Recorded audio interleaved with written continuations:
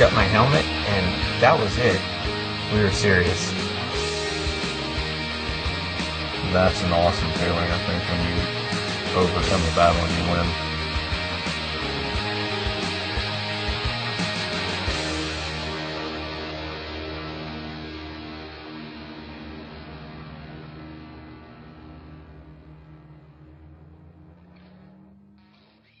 I guess for me, when I knew I had that competitive spirit was when I was racing dirt track early on, like really early on when I was 12 years old. You know, I'd get out there and I didn't do very well at first, but, you know, I knew I wanted to beat those guys, you know, and it got better and better, but I finished, I don't know, last for a long time when I was like 12 years old doing dirt track, you know, but I knew I really wanted it. I don't know if it's the same for you or not, but for me it was things like if I knew I wasn't good at something, you know, if it was basketball, if it was football, whatever, if I wasn't good at it and I got beat, I didn't have a problem with it. But if I knew I was decent at it and somebody beat me, it really pissed me off. And just like now, if I go ride with a couple buddies bicycling, or if they're better up a hill or sprinting or whatever it is, you know, a good buddy of mine, if we do something and he's close to me or a little bit better, I'll go and start doing sprint intervals on a bicycle to get stronger so I can beat him worse, or he doesn't beat me again. And I'll go, if it's ping pong and he beats me by 2 or 3, I'll go buy a ping pong table and I'll start practicing. I mean, that's how I've always been with not so much team sports. I have fun with that. But when it's just myself and I get beat doing something, if it's motorcycles, whatever, video games, and I feel like I'm pretty good at it, and they beat me, and then I have a hard time with it, and I do some secret training and try to get better at it so it doesn't happen again. yeah, that was the same with me. I used to train with some motocross guys, and you know, they would go, "Oh, you road race guys, you're a bunch of sissies." Well, that was the wrong thing to say. You know, they kind of regretted that after that, because I was out there every day, and then, you know, of course I had to go ride with them, bicycle with them. Yeah, so same for me, absolutely.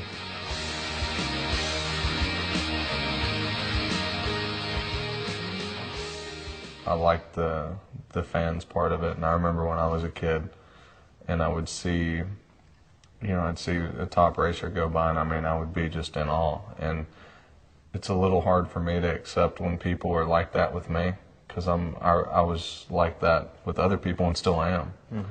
And when I see people, you know, almost crying and shaking when they're meeting me, it's like, wow, you know, I'm not that big of a deal. You know, I can ride a motorcycle, big deal. You know, you can probably spell better than me, whatever.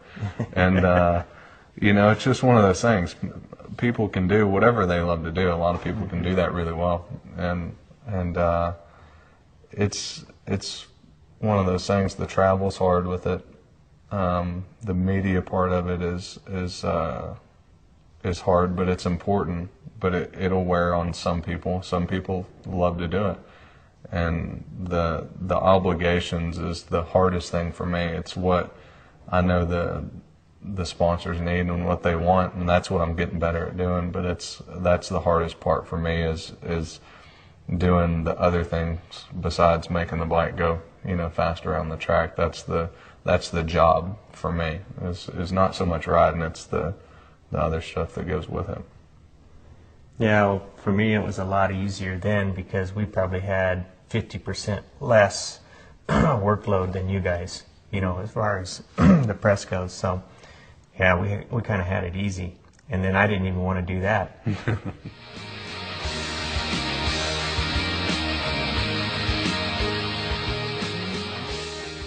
I've been asked that a lot. You know, what's it take to win a world championship? Well, it's such a combination of so many things. You know that you won a world championship. It's a million little things, you know, and you have to do all these things right. So it starts from when you wake up in the morning to when you get the checkered flag. I mean, it's just so many little things. That's kind of how I answer it. I don't know. You might do a lot better. For me, last year was tough, just because I think everybody saw that there was a lot of kind of hardships, and we had some bad luck, but for me it was so different because I'd never traveled before. So the traveling part was, I mean, even if I wasn't racing a motorcycle, as much traveling as I did, that was a huge change. And then racing with different guys I've never raced against. The World Superbike is different from GP. I mean, the caliper riders, or the GP has got the guys in it. So it wasn't easy by any means, but there were times that at the beginning of the race, or I'd be sitting down with some friends, and I've been called the overanalyzer. You know, I plan too much. You know, I plan when I get up to do this and what I'm going to eat and all this stuff, and I'd say, okay, well, if I can do this lap time for 10 laps, this guy and this guy can probably stay there for 7 or 8 of them, but then it's gonna, you know, we can probably pop the rubber band and win the race, but I got to be able to do this, or just things like that, and then, you know, being consistent is the biggest thing, but it was hard last year. It's just such a combination of things, and like you were saying, I'm sure you've been chased down when you're leading, and it's by 0.0 pretty much, or you know, you have 0.3 on a guy, and you've pushed, and there's 5 laps to go, and you push the absolute limit, and you think, I don't know if I can do 4 more laps like this, but you do them. And somehow you end up doing them, and you win, and that's a world champion. You know, to be able to do those last 4 laps and put in your last lap was the fastest lap of the race. I've done that. I'm sure you've done that, and that's a world champion.